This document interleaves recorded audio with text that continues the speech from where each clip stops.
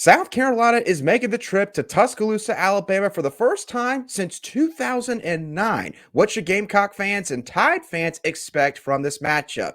Luke Robinson and I will be talking about all of that on today's Locked On Gamecocks and Locked On Bama podcasts.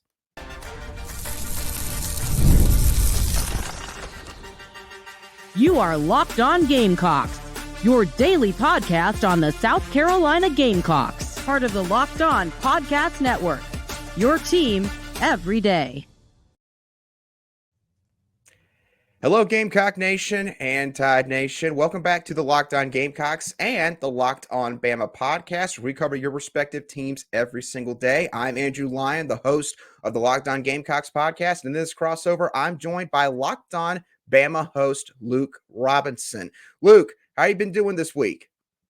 Doing great. Happy to be here and appreciate you having me. Yep, and we are just a couple months away from football season getting underway once again. And Luke, I think it's fair to say that heading into the 2024 season, things are going to look a lot different around the conference. Obviously, Texas and Oklahoma joined the league. We got a whole new scheduling model. Everybody's going to be playing sort of the opposite half, the old SEC West, old SEC East. Going to be a lot more different matchups than we have seen over the past 20, 30 years or so. So first question I have for you, Luke, before we get into the matchup that'll take place between the Gamecocks and the Crimson Tide this fall is, what are your thoughts on this new look SEC, the scheduling model and the like? Some things I really love, some things I really hate. The idea that Alabama and Mississippi State don't play, I know that's not the sexiest rivalry in the world, but geographically, those are the two closest schools in the conference. And Alabama and Mississippi State have played forever. And it's just an easy game to go to. Yeah, part of me is like it's also an easy win, typically. No offense to Mississippi State, but it is. Has certainly been a rivalry dominated by Alabama. And the fact that Alabama and Ole Miss, and frankly, the biggest miss, I think, in the whole conference scheduling was no Auburn Ole Miss. And the reason is because of the Hugh Freeze tie-in and Lane Kiffin tie-in. So I think it's ridiculous that game is not being played. I also think it's kind of silly that we just we took the easy way out for next year, not 2024, 2025, where we just say, okay, we're going to flip-flop everybody. I just think that was a cop-out. I'm not necessarily on board with 9-team conference schedule because I think the SEC is –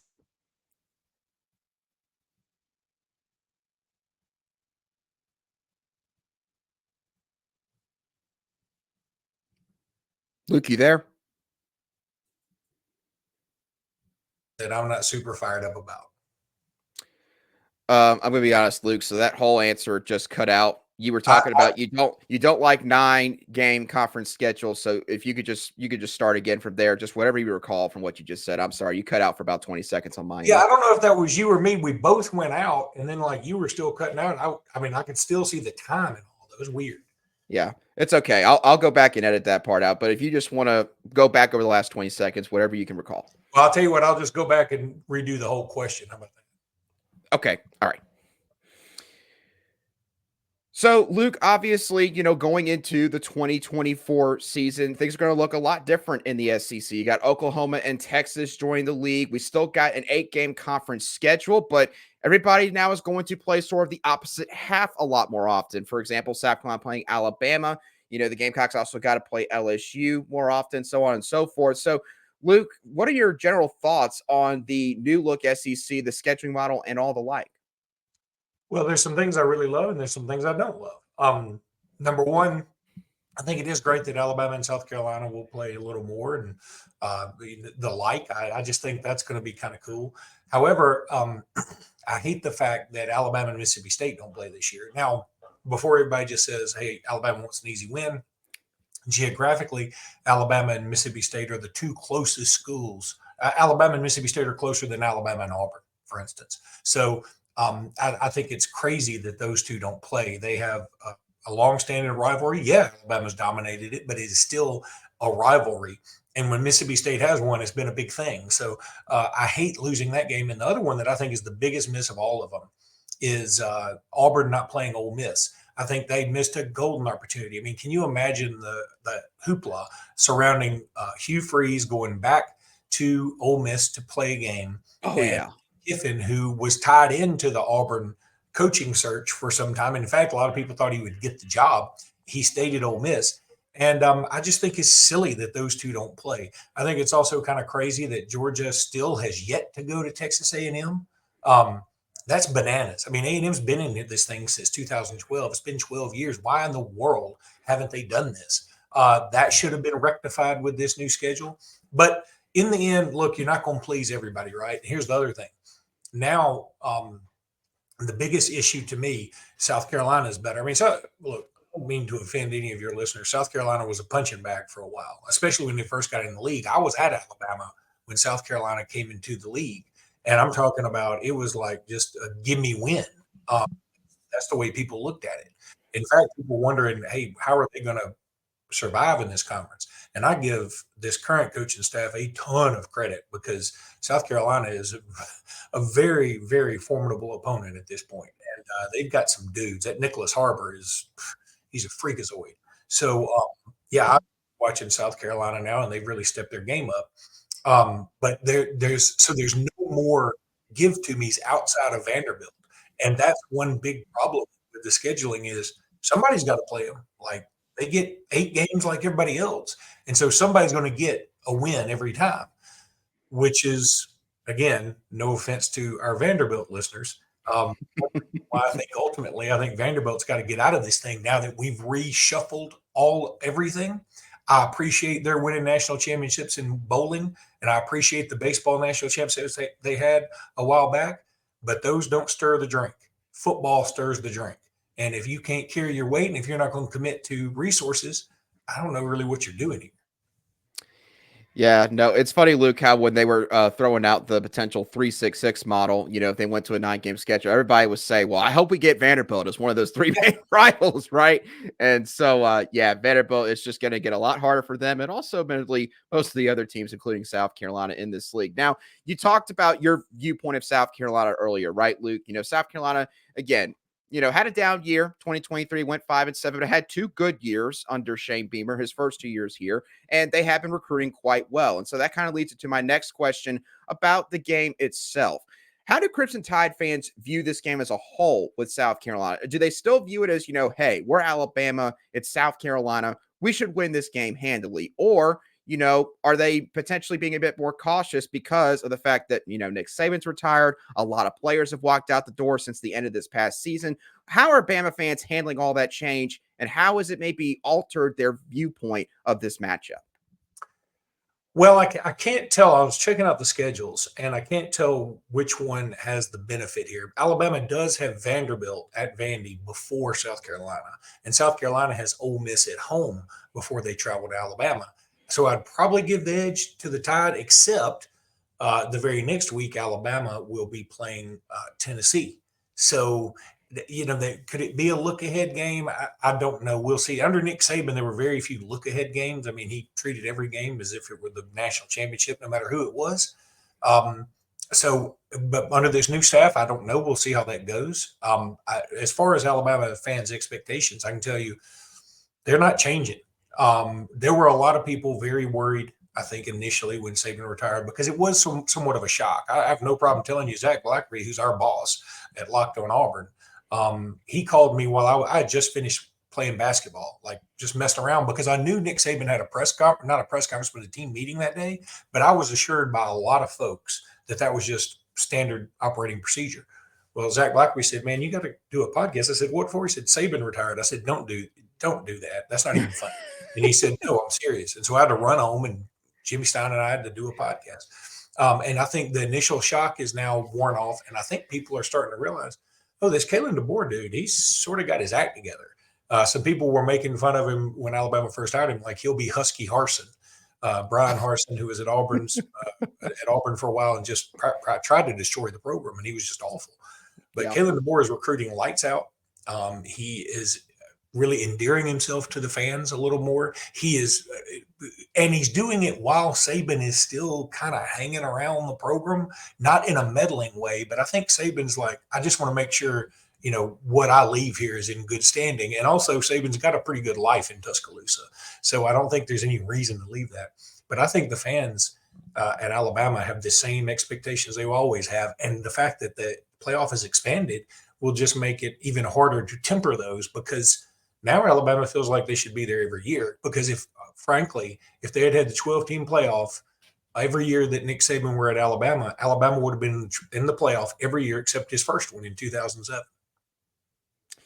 Yeah, and Luke, it's kind of crazy when you look at how Alabama went through this entire process with Saban retiring and then bringing in DeBoer. A lot of programs, when they have a legendary coach like that retire or leave the program, they kind of make a hire from within, or they hire somebody that the guy that's walking out saying, "Hey, I'd like for you to go get that guy." And maybe I'm sure Saban had his input, just being an outsider looking at the whole thing, but the fact that y'all went and got Kalen DeBoer, a guy that had just taken his team to the college football playoff and had a really good game against Texas, I believe, at least early on. I think that says a lot about Bama's expectations. So I agree with all of your points that you just made there. When we come back in just a couple moments, Luke and I are going to talk about Alabama and how things might be different this year, not just with how the program operates, but with how their starting quarterback might look in Jalen Milroe. We'll touch on all of that in just a couple moments right here on Locked On Gamecocks and Locked On Bama.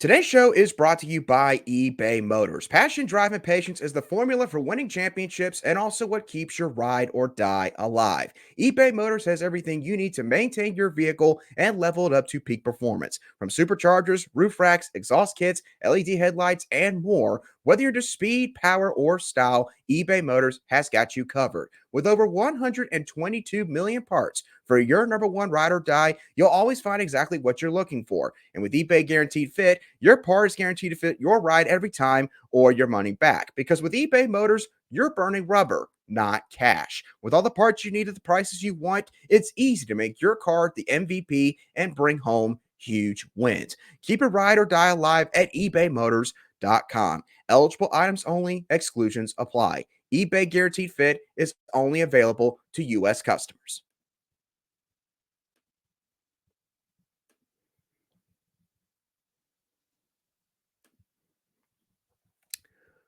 Welcome back to this Friday edition of the Locked On Gamecocks and Locked On Bama podcast, where we cover the South Carolina Gamecocks and Alabama Crimson Tide every single day. And as always, thank you to each and every one of you everydayers who make us your first choice for South Carolina Gamecock or Alabama Crimson Tide sports coverage.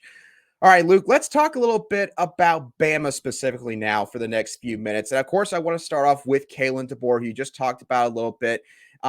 Obviously, again, massive change, but you bring in a guy that's been a winner everywhere that he has been. Nick Saban obviously ran a very tight ship at Alabama. It's a big reason why y'all have been the preeminent program in the sport for the last 15 years or so. So, Luke, I guess I'll just ask you this. What do you think the biggest similarity and or difference will be going from Nick Saban to Kalen DeBoer in Tuscaloosa? I feel like it's a little looser. Now, is that a good or a bad thing? I guess we'll find out. So far, I think it's been a pretty good thing. Look, Nick Saban's teams were famously they didn't express a lot of emotion one way or the other. Typically. Right. Now, part of that is just reputation. Part of that is untrue because there were some times when certainly Alabama got up there as much as anybody in terms of enthusiasm or dejection. But for the most part, Jimmy and I, Jimmy Stein, my co-host on Locked On Bama, we refer to Saban's best players as Saban bots. Jonathan Allen was a Saban bot. When you asked him a question, if they were playing Vanderbilt that week and the next week was Georgia, let's say, and you asked a question about Georgia, he'd say, "I'm talking about Vanderbilt. I don't even know who we play next week." And somebody, I remember Jonathan Allen very famously, somebody said, "You guys had like 10 sacks and you did this and you did that. And who does that?" And he goes, "Alabama does." And I mean, as if the question was dumb, and so he was a Saban bot. Right. I think now we're going to have some more interaction, maybe with the fans via social media. It's also because the times are commanding that. I mean, with NIL and everything else, you better get out there because kids want to expand their own brand. So to do that, they're going to need to be more active on social media. And I think you're going to see a little more, not necessarily go crazy like the late 80s, early 90s Miami Hurricanes, but I think you're going to see a little bit just a loosening of the reins. And again, it's not necessarily a bad thing, but let's just see how it goes. Because frankly, Alabama fans in general have always been, hey, we celebrate championships. We kind of golf clap them, and then we're typically much madder about not winning a championship than we are happier about winning one. I would say that's not the best way to live, but it's been a great way to be successful. And I think that's how you have a successful program. I mean, again, not trying to bring them into it all the time, but I think Auburn's kind of the opposite. I've always said Auburn fans have more fun than Alabama fans. They just don't have it as often. They, Right. when they win a championship, it's such a big deal. Everybody's rolling trees and, running naked in the streets and everything's incredible. Well, then they go about 10 years without, being very relevant, on the national scene. Whereas Alabama fans, we win a national championship, and then the next day we're like, well, do you think we can repeat? And both ways are okay, and both ways can be fun. But yeah, I think that maybe it's going to be cooler. Maybe we will have permission as fans to enjoy the season a little bit more. You talk about successful programs, Luke. Successful programs are comprised of successful teams. And if you want a successful team, you need to have a really good quarterback at the helm. And Alabama certainly has one of the bigger names at the quarterback position in college football in Jalen Milroe. Now, last season, progression maybe wasn't always linear. Obviously, there was the weird situation early in the year where Bama, they were kind of trying to figure things out offensively, changed quarterback once or twice, and then eventually just decide, you know what, Milroe's our guy. We got to go with him. And made to the college football playoff and, just a couple plays away from beating Michigan, who eventually won the national championship.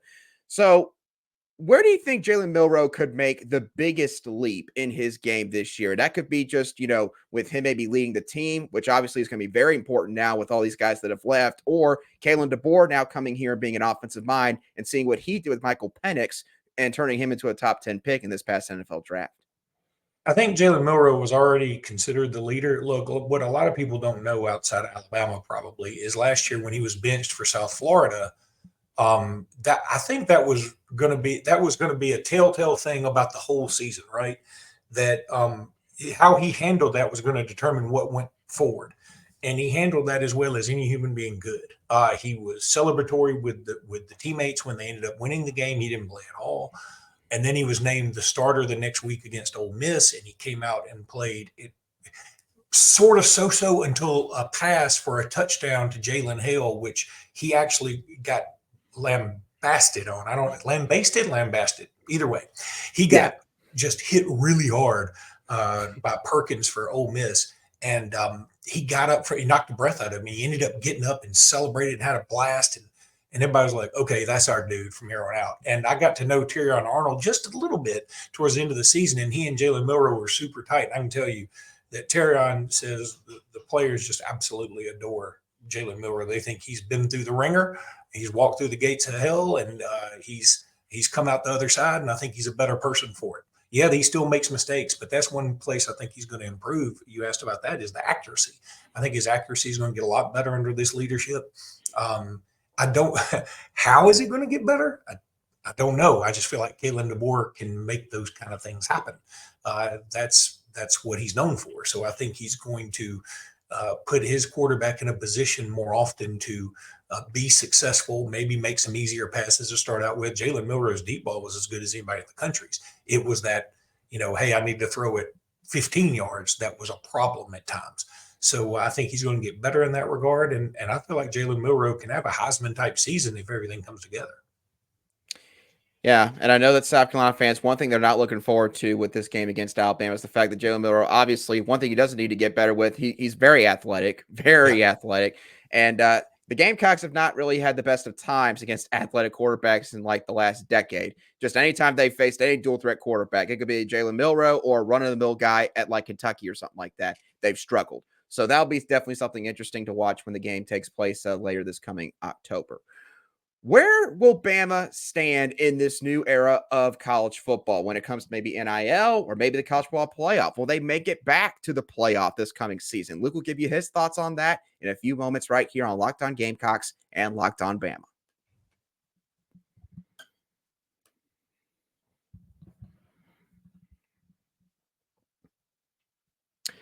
Welcome back to today's crossover edition between the Locked On Gamecocks and Locked On Bama podcast. That's not a word. Where we cover your teams every single day in 30 minutes or less.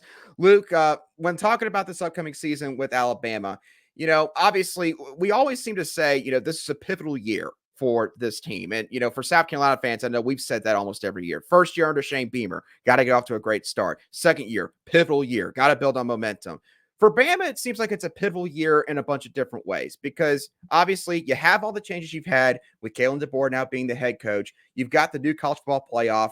It seems like the SEC at the very top, especially, it is a lot deeper than it was, say, maybe 5, 6, 7 years ago. And Georgia right now, some people think is the top team in all college football. Where do you think Bama stands in all of this? Do you think that Bama is still the program that everybody's maybe chasing? Or do you think that Bama maybe has a bit more competition, but, they're still going to be right there at the very end of the season? Yeah, I think you go from Bama being the one you're chasing to Bama's in the group that you're chasing. I mean, Alabama's still there. Georgia obviously is there. But, again, calling a spade, I mean, I'm giving Georgia all the credit in the world. They won back-to-back national championships. They could have won a third, but guess who stood in their way?